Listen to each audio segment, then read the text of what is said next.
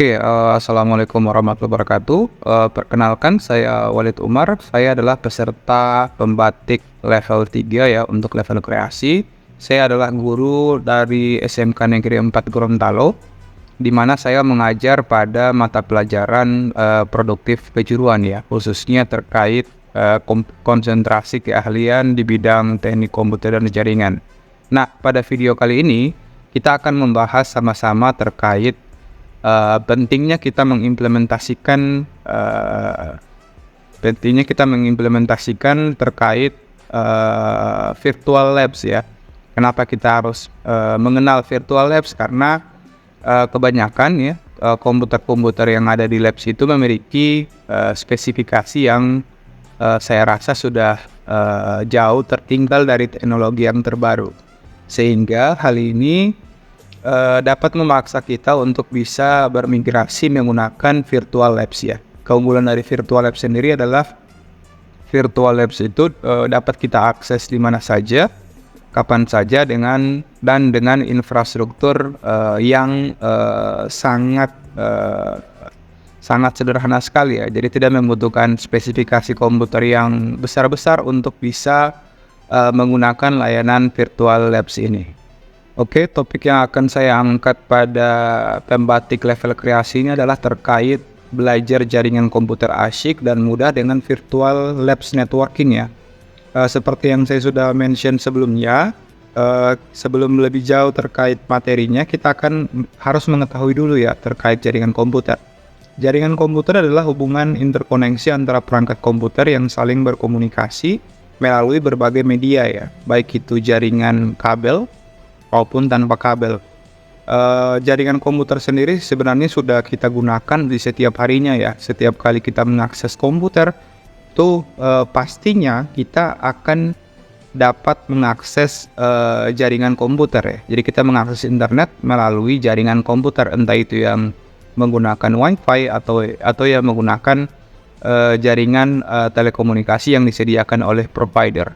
Selanjutnya kita harus mengetahui ya apa manfaat dari jaringan komputer. Di sini saya simpulkan ada 3. Yang pertama, meningkatkan produktivitas. Yang kedua, mempercepat proses dalam mendapatkan informasi. Yang ketiga, menghemat biaya ya.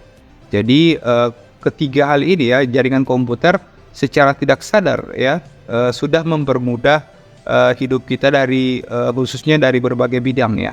Kita bisa berkaca di 2 tahun atau 1 tahun sebelumnya, di mana kita sama-sama ketahui kita menghadapi suatu masa di mana kita dipaksa untuk bisa menyesuaikan dan bertransformasi dengan keadaan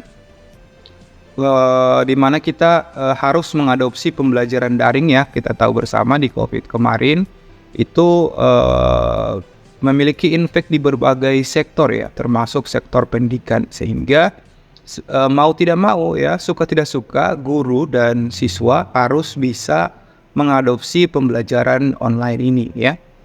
Kita bisa lihat ada beberapa manfaat. Nah, pada kesempatan kali ini kita akan fokus ke pembelajaran jaringan komputer menggunakan visual ya. Jadi kita tidak akan mempelajari jaringan komputer secara fisik lagi. Kita akan menggunakan aplikasi yang kita kenal dengan P-Net Labs ya. Jadi P-Net Labs ini merupakan sebuah layanan atau aplikasi yang dapat kita gunakan untuk menyusun virtual lab kita sendiri. Nah, yang jadi pertanyaan, kenapa kita harus menggunakan virtual labs ya? Jadi yang pertama adalah pesatnya perkembangan teknologi informasi ya.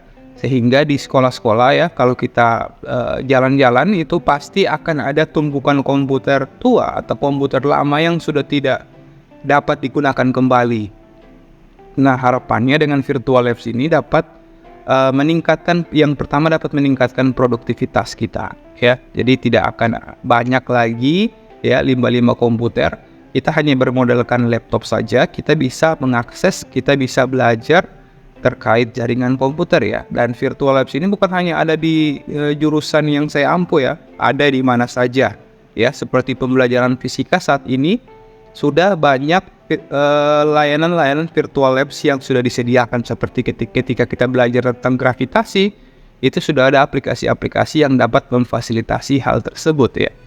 Selanjutnya ketertinggalan ya. Kenapa kita harus menggunakan virtual labs? Alasan yang kedua karena ketertinggalan versi atau tipe dari CPU ya dan memori di masing-masing sekolah.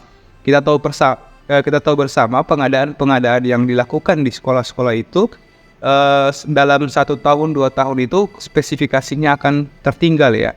Seperti yang kita ketahui bersama, generasi prosesor itu tiap tahun itu meningkat ya. Kalau kita bicara Intel atau kita bicara AMD, itu di tiap tahun mereka akan merilis satu tipe prosesor terbaru, satu generasi terbaru, sehingga itu akan mengakibatkan banyak komputer yang sudah tidak available lagi ya, yang sudah tidak capable lagi untuk bisa mengakses layanan tersebut. Nah, dengan virtual labs ini kita tidak membutuhkan spesifikasi yang terlalu tinggi ya.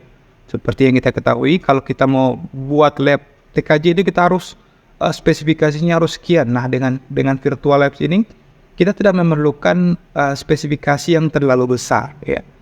Jadi kita bisa menggunakan yang standar saja. Yang selanjutnya, kenapa kita harus menggunakan virtual labs? Karena mempermudah proses pembelajaran ya. Karena kalau kita menggunakan perangkat yang lama, itu tentunya akan menghambat proses pembelajaran, akan loading dan lain sebagainya. Selanjutnya, bagaimana model atau konsep virtual labs-nya sendiri ya? Konsepnya seperti ini. Jadi semua perangkat-perangkat keras jaringan komputer itu kita bisa visualisasikan dan kita bisa konfigurasikan layaknya berada pada kondisi real ya. Jadi sekali lagi layaknya berada pada kondisi real. Yang bedanya kita bisa drag and drop, kita bisa pindahkan dan lain sebagainya. Teman-teman bisa melihat ilustrasi atau praktik yang sudah saya buat ya sebagai panduan untuk adik-adik sekalian untuk mengimplementasikan virtual labs. Kita bisa lihat video berikut. Nah, selanjutnya yang jadi pertanyaan, mana yang lebih baik ya? Traditional labs atau virtual labs ya? Tentunya kalau kita bicara traditional labs, kita harus menyediakan perangkat-perangkat seperti perangkat-perangkat jaringan seperti mikrotik, access point ya. Dan itu tiap tahun itu perkembangannya sangat pesat sekali ya, sehingga sekolah-sekolah itu di tiap tahun itu harus mengadakan. Nah, dengan virtual labs kita cukup mendownload saja ya, file ISO atau file image dari perangkat-perangkat tersebut sehingga bisa kita praktekkan, sehingga kita bisa mengajarkan ya praktek real pada siswa ya. Dengan menggunakan virtual labs ini layaknya mereka melakukan konfigurasi secara nyata ya. Seperti itu. Itu yang menurut saya sangat baik sekali. Saya juga dulu di sekolah itu belajar traditional labs ya. Jadi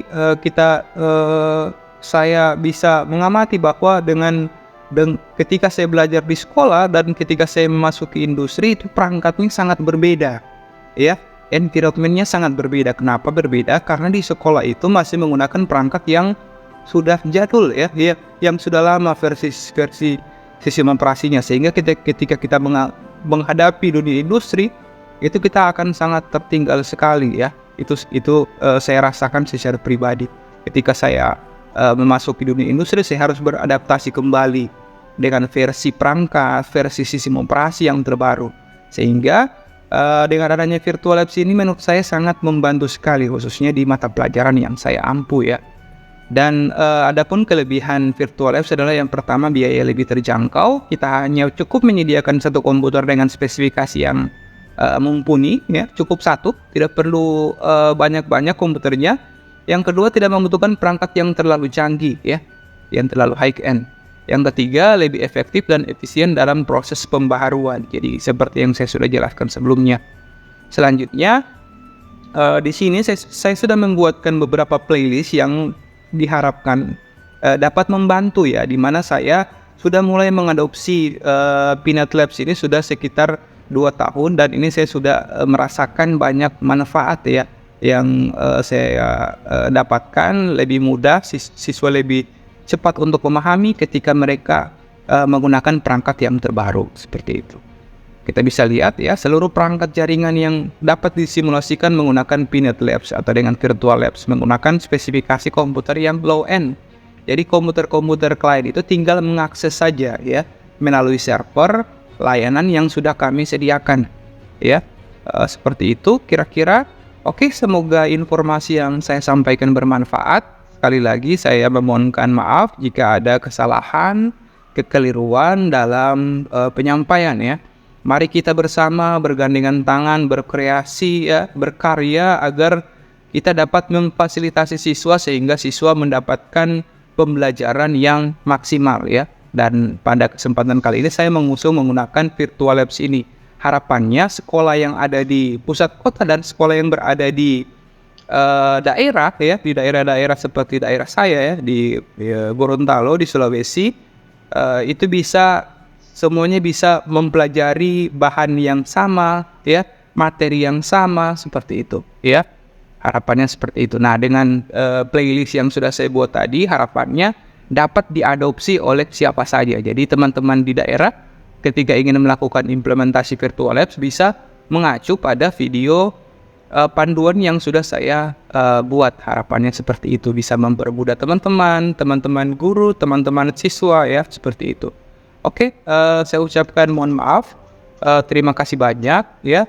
Ayo kita selalu belajar, berbagi dan berkreasi ya, untuk kemajuan Indonesia yang lebih baik ke depannya. Akhir kata, wassalamualaikum warahmatullahi wabarakatuh.